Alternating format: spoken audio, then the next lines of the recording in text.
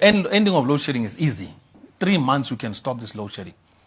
They are not making the efforts, and they are creating opportunity out of this load shedding. One, the opportunity to give people the hope that something is going to happen. Secondary to it is they are using it towards the election to say, we have been working hard in ending load shedding, when they know it can be done in 3 months. Bring back the 17,000 megawatts that is currently sitting idle and not working in the power stations and completely shut down due to some of these minimum emission standards. Bring back the additional power that is already available within ESCOM. And once you solve that, you're going to be okay. Yeah. Right now, we're faced with a blackout.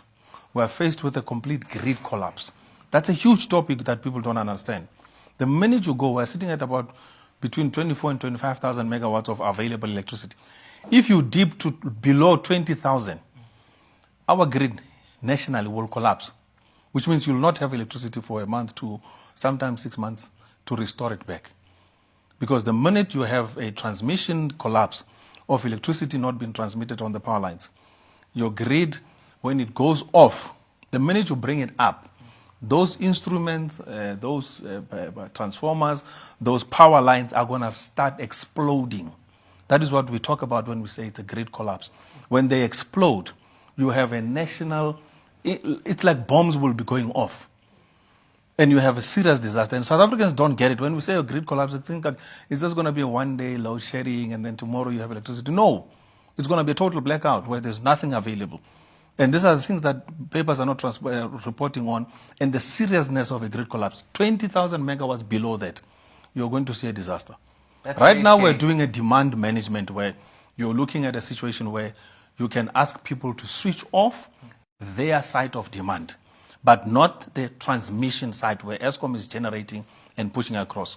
And that's where the grid collapse situation comes in. And those instruments, those power lines, those pylons, the minute they start exploding, you're not going to get it back. You might even, in the South African case, we can't repair anything in 1 week. So we're going to take a year, 2 or 3 before anything comes back. Right. I mean, we're looking at what came out from the city of Durban in particular, and they spoke about their plans over the next few years. By the 2030, 2035, they want to be completely off the grid when it comes to ESCOM in particular. Now, they looked at building new power stations, having a lot of solar panels coming up. Do you think, A, is that something that's realistic and can actually happen? And 2, do you think that's the best way to solve the energy crisis, or what would be the best solution? Who has ever moved out of a national grid in the world? You cannot move out of the national grid. So some of these plans are nice on aspirational value of saying we're aspiring towards this, but the practicality of it is not there. Solar, wind, as much as it is reliable for a period of time, 3-4 hours in the day available, does not mean it can be used in the system, especially at the level they're talking about. Individually, households can have their own independence for a few hours, as long as there is sun and there is, particularly a household is going to be mostly solar-based. They have a good battery backup where they can do the storage. But at a proper grid level, where you're depending on electricity, remember South Africans don't understand the fundamentals of electricity. We've got 399,000 kilometers, almost 400,000. You know when you talk 400,000 kilometers of power line, it's a lot. It's lines running like that throughout the country. And all of them, the miraculous thing is they are all synchronized to produce 50 hertz electricity currents at the time, at any pulse. Which means you're getting electricity from Mozambique, you're getting electricity from Mpumalanga, you're getting it from Limpopo, and all of them are pushing it all into the system and making it all available at any given point of time. So anyone who's dreaming up ideas of thinking they will be off the grid, they're talking nonsense. It's not practical. It's a scientific process. It's a technical process. It's an engineering process. You cannot get out of the South African grid. Even when they said that they will do dedicated lines where hospitals will be shielded from load shedding. When we told them the science of it, to say it's impossible. You've already laid out the cable. Unless you go and dig out brand new cable from a power, what you call a substation, right to the hospital or the school, and you lay it out. You tell me, they can't do a 1 kilometer of cable now. What are they going to do with 5-10 kilometers from a substation to a hospital for that level? It will cost them fortunes for that. So certain things, I hear the discussions are misleading. And unfortunately, mainstream media does not want to tell people the truth. They will always come up with these ideas.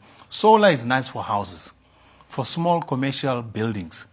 But when you go industrial, when you go national grid, where we are all connected to ESCOM, it's almost impossible to rely on solar.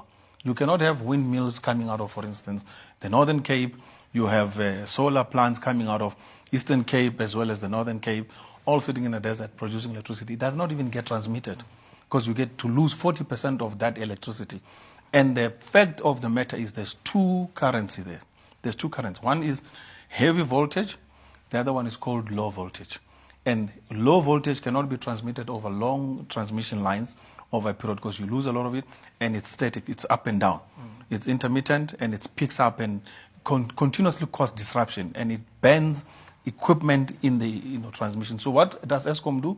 They buy it and they dump it. They don't want to tell you the truth. But that's what happens. They just buy it on the gate. Right there, they throw it away. But they had to do it because the World Bank imposed the condition.